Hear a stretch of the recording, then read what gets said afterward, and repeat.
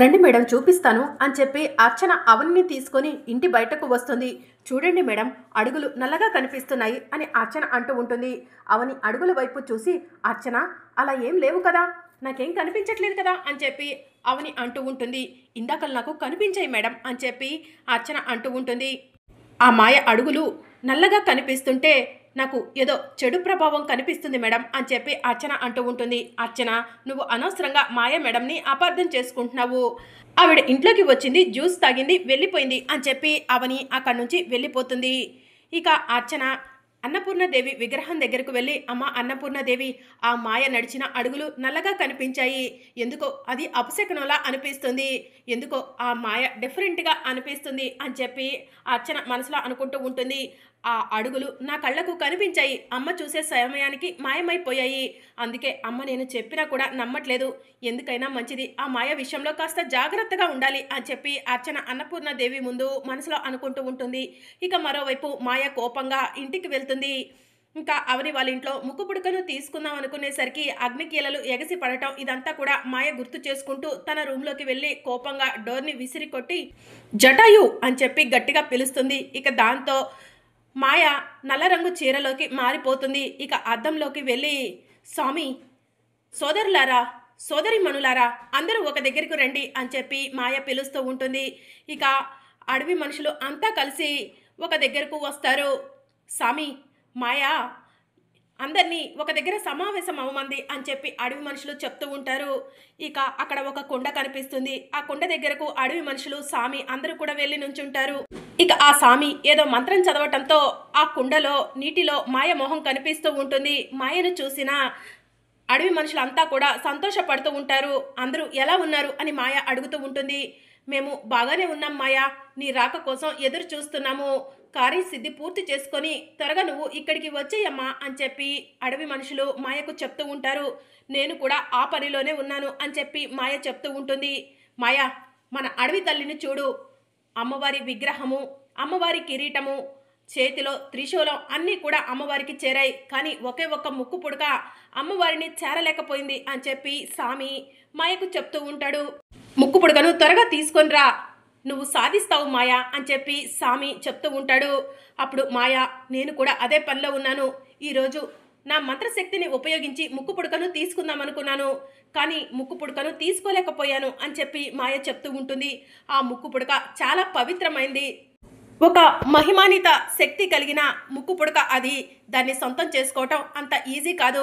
రామచంద్రాపురంలో భూమిలో నుంచి బయటపడింది ఆ ముక్కు పుడక, అక్కడి నుంచి ఆ ఇంటి కోడళ్ళ వరకు ఆ ముక్కు పుడక చేరింది.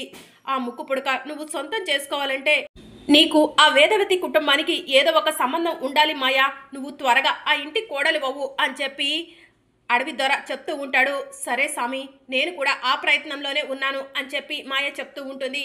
అప్పుడే మాయ పేరెంట్స్ శశిధర్, మాధవి ఇద్దరు కూడా ఇంట్లోకి వచ్చి మాయా మాయా అని చెప్పి పిలుస్తూ ఉంటారు. మాయ పలకకపోవడంతో మాయ ఎప్పుడు రూమ్కే అంకితమై ఉంటుంది, రూమ్లోనే ఉండుంటుంది. పదండి వెళ్దాం అని చెప్పి మాయా శశిధర్ ఇద్దరు కూడా మాయ రూమ్లోకి వెళ్తూ ఉంటారు. అదే సమయంలో మాయ అడవి మనుషులతో మాట్లాడుతూ ఉంటుంది. నేను త్వరలోనే వస్తాను, మీరు కంగారు పడకండి, మీరు అనుకున్నది సాధిస్తాను అని చెప్పి మాయ అడవి మనుషులతో చెప్తూ ఉంటుంది. అమ్మ మాయ, నీ కోసం అడవి తల్లి, అడవి ప్రజలు అందరూ కూడా ఎదురు చూస్తున్నారు, నువ్వు ముక్కు పుడక సొంతం చేసుకోవాలంటే ఖచ్చితంగా ఆ వేదవతి ఇంటికి కోడలవ్వాలి, అప్పుడే నువ్వు ముక్కు పుడకను సొంతం చేసుకోగలుగుతావు అని అడవి ప్రజలు చెప్తూ ఉంటారు. సరే, నేను ఆ పని పూర్తి చేసుకొని త్వరలోనే వస్తాను అని చెప్పి మాయ చెప్తూ ఉంటుంది. అప్పుడే మాధవి శశిధర్ మాటలు మాయకు వినిపిస్తూ ఉంటాయి. నేను కంగారులో డోర్ని విసిరి కొట్టానే కానీ డోర్ లాక్ పెట్టుకోలేదు, మమ్మీ డాడీ వస్తున్నారు, సామి నేను నీతో మళ్ళీ మాట్లాడతాను అని చెప్పి మాయ తన కళ్ళలో నుంచి ఏదో శక్తిని శశిధర్ మాధవి వైపు పంపించేస్తుంది. దాంతో శశిధర్ మాధవి ఇద్దరు కూడా ఒక దగ్గర స్టక్ అయిపోయి అలానే నుంచుంటారు. ఇక మాయ నల్ల రంగు చీరలో శశిధర్ మాధవిల దగ్గరకు వెళ్తుంది. నేను మీ బిడ్డని కాదని నాకు తెలుసు, మీరు నన్ను అడవి నుంచి తీసుకొచ్చారు, కానీ నాకు చాలా శక్తులు ఉన్నాయి, ఆ శక్తులను ఉపయోగించుకొని ముక్కు పుడకను సొంతం చేసుకోవాలనుకుంటున్నాను, నా గురించి, నాకు ఉన్న మహిమలు శక్తుల గురించి మీకు తెలిస్తే మీరు ఈ ఇల్లు వదిలి పారిపోతారు, అందుకే మీకు ఎప్పటికీ ఆ విషయం తెలియనివ్వను అని చెప్పి మాయా శశిధర్ మాధవిలతో చెప్తూ ఉంటుంది. శశిధర్ మాధవి ఇద్దరు కూడా స్టక్ అయిపోయి ఉంటానా, ఆ విషయాలు ఏవి కూడా శశిధర్ మాధవికి వినిపించవు. ఇక మాయ రూమ్లోకి వెళ్ళి మామూలు డ్రెస్లో బయటికి వచ్చి స్టక్ అయిపోయిన మాధవి శశిధర్ని తన మంత్రశక్తితో మామూలు మనుషులను చేస్తుంది. ఏంటి అలా పిలుస్తున్నారు అని చెప్పి మాయా శశిధర్ మాధవిని అడుగుతూ ఉంటుంది. ఏం లేదమ్మా మాయా, భోజనం చేద్దాంరా అని చెప్పి శశిధర్ అంటూ ఉంటాడు. ఇప్పుడు ఆకలిగా లేదు డాడీ అని మాయ చెప్తూ ఉంటుంది. సరే మాయా, పంతులు గారి దగ్గరకు వెళ్ళాము, రేపే మంచి ముహూర్తం అన్నారు, రేపు మనం శ్రీకర్ వాళ్ళ ఇంటికి వెళ్ళి నీ పెళ్లి గురించి మాట్లాడదాం అని చెప్పి శశిధర్ చెప్తూ ఉంటాడు. సరే daddy, thank you so much అని చెప్పి మాయ చెప్తూ ఉంటుంది. సరే అమ్మా అని చెప్పి శశిధర్ మాధవి అక్కడి నుంచి వెళ్ళిపోతారు. ఇక మరోవైపు శ్రీకర్ బయట నుంచి ఇంటికి వస్తాడు. ఇంట్లోకి వెళ్ళగానే ఇంటికి లాక్ వేసి ఉంటుంది. ఇదేంటి ఇంటికి లాక్ వేసి ఉంది, అందరూ ఎక్కడికి వెళ్ళుంటారు అని శ్రీకర్ మనసులో అనుకొని వెంటనే ప్రసాదరావుకి ఫోన్ చేసి, నానా నేను ఇంటికి వచ్చాను, మీరంతా ఇంట్లో లేరేంటి అని చెప్పి అడుగుతూ ఉంటాడు. చిన్న ఫంక్షన్ ఉంటే బయటికి వచ్చాంరా, కాసేపు వెయిట్ చేయి వస్తాము అని చెప్పి ప్రసాదరావు చెప్తూ ఉంటాడు. ఇక శ్రీకర్ ఇంటి బయటకు వచ్చి ఫోన్ చూసుకుంటూ ఉంటాడు. ఇక అప్పుడే పోలీసు వాళ్ళు శ్రీకర్ ముందు వచ్చి నుంచొని ఎవరు నువ్వు అని చెప్పి అడుగుతూ ఉంటారు. నా పేరు శ్రీకర్, ఇదే మా ఇల్లు అని చెప్పి శ్రీకర్ చెప్తూ ఉంటాడు. ఎందుకో నువ్వు చెప్పే మాటలు మాకు వినబుద్ధి కావట్లేదు, నమ్మబుద్ధి కావట్లేదు అని పోలీసు వాళ్ళు అంటూ ఉంటారు. ప్లీజ్ సార్, నేను చెప్పేది నిజం, ఇంట్లో వాళ్ళంతా ఫంక్షన్కి వెళ్ళారు, అందుకే బయట వెయిట్ చేస్తున్నాను అని శ్రీకర్ చెప్తూ ఉంటాడు. నిన్ను చూస్తుంటే ఎందుకో దొంగలాగా అమ్మాయిలను ఏడిపించే వాళ్ళ ఉన్నావు అని చెప్పి పోలీసు వాళ్ళు అంటూ ఉంటారు. లేదు సార్, నన్ను నమ్మండి అని శ్రీకర్ అంటూ ఉంటే, లేదు నిన్ను నమ్మేదే లేదు, పోలీస్ జీప్ ఎక్కించండి అయ్యా అని చెప్పి కానిస్టేబుళ్లకు ఎస్ఐ చెప్తూ ఉంటాడు. సార్ ప్లీజ్ సార్, నేను చెప్పేది వినండి అని శ్రీకర్ అంటూ ఉంటాడు. అయితే ఈ వీధిలో ఒక్కరి చేతైనా నువ్వు మంచివాడివి అనిపించవయ్యా, అప్పుడు నేను నమ్ముతాను అని ఎస్ఐ చెప్తూ ఉంటాడు. ఇక అప్పుడే అవని ఫోన్ మాట్లాడుతూ ఇంట్లో నుంచి బయటకు వస్తుంది. ఆ అమ్మాయితో చెప్పిస్తాను సార్ అని చెప్పి శ్రీకర్ అంటాడు. ఎవరు అమ్మాయి అని ఎస్ఐ అడుగుతూ ఉంటాడు. నా భార్య అని చెప్పి శ్రీకర్ అంటూ ఉంటాడు. వామ్మో, ఎదురెదురుగానే 2 ఫ్యామిలీలు పెట్టావా అని చెప్పి ఎస్ఐ అడుగుతూ ఉంటాడు. 2 ఇల్లులు సార్, భార్య మాత్రం ఒకటే అని శ్రీకర్ చెప్తూ ఉంటాడు. నాకెందుకో నమ్మబుద్ధి కావట్లేదయ్యా అని ఎస్ఐ అంటూ ఉంటాడు. ఇప్పుడే ప్రూవ్ చేస్తాను సార్ అని చెప్పి శ్రీకర్ అవని దగ్గరికి వెళ్ళి అవని అని చెప్పి అంటూ ఉంటే అవని ఫోన్ మాట్లాడుతూ, ప్రియా నేను మళ్ళీ కాల్ చేస్తాను అని చెప్పి ఫోన్ కట్ చేసి, ఏంటి బావా అని శ్రీకర్ని అడుగుతూ ఉంటుంది. నేను దొంగనో ఆడపిల్లలను ఏడిపించేదాన్నో అని పోలీసు వాళ్ళు అనుకుంటున్నారు, నన్ను అరెస్ట్ చేస్తా అంటున్నారు, తప్పనిసరి పరిస్థితుల్లో నువ్వు నా భార్యవని చెప్పాను అవని అని చెప్పి శ్రీకర్ అంటూ ఉంటాడు. ఓ, నేను నీకు ఇలా ఉపయోగపడానా బావా అని చెప్పి అవని అంటూ ఉంటుంది. అవని ఏమనుకోకు ప్లీజ్ అని చెప్పి శ్రీకర్ అంటూ ఉంటాడు. సరే పట్టుకో అని చెప్పి అవని అంటుంది. ఇక శ్రీకర్ అవని భుజాలపై చేతులు పెట్టి, సార్ చూడండి తను నా వైఫ్, ఇప్పుడైనా నమ్ముతారా అని చెప్పి అడుగుతూ ఉంటాడు. నువ్వు మహామాయగాడివయ్యా, పట్టుకుంటే వైఫ్ అయిపోతుందా అని ఎస్ఐ అంటూ ఉంటాడు. సరే సార్, హక్ చేసుకుంటాను అని చెప్పి శ్రీకర్ అంటూ ఉంటాడు. ఇక అవనిని హక్ చేసుకొని, చూడండి సార్ నా భార్య కాబట్టే హక్ చేసుకున్నాను అని చెప్పి శ్రీకర్ పోలీసు వాళ్ళకు చెప్తూ ఉంటే, ఇప్పటికి కూడా నమ్మబుద్ధి కావట్లేదయ్యా అని చెప్పి ఎస్ఐ అంటూ ఉంటాడు.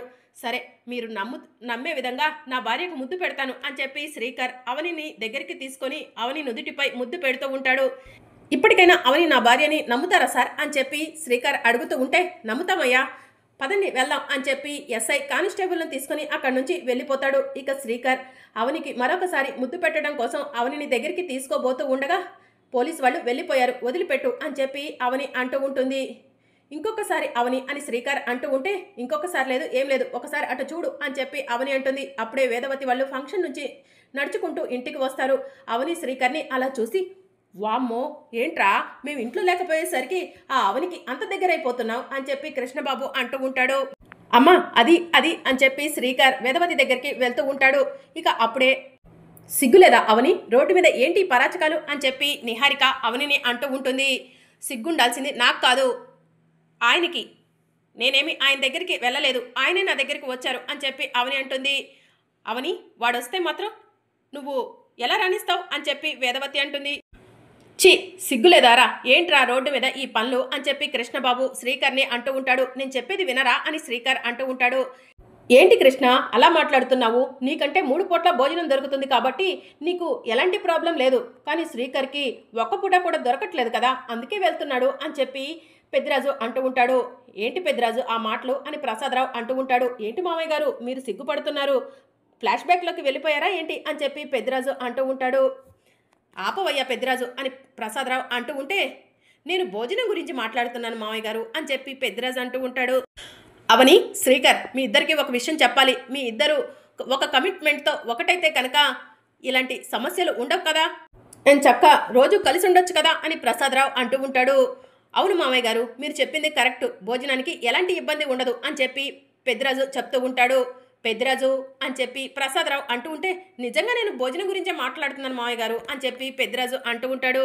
ఒరే శ్రీకర్, మేము రావటం కాస్త ఆలస్యమయ్యేసరికి సిగ్గు లేకుండా దాని దగ్గరికి వెళ్ళావా? లోపలికి పదా అని చెప్పి వేదవతి అంటూ ఉంటుంది. ఇక అందరూ కూడా లోపలికి వెళ్ళిపోతారు. శ్రీకర్ మాత్రం అవని వైపు చూస్తూ లోపలికి వెళ్తాడు. మరి అప్కమింగ్ ఎపిసోడ్లో ఏం జరగనుందో తెలుసుకోవాలనుకుంటున్నారా? అయితే ఛానల్ను సబ్స్క్రైబ్ చేసుకుని సపోర్ట్ చేయడం మర్చిపోకండి. Thank you for watching.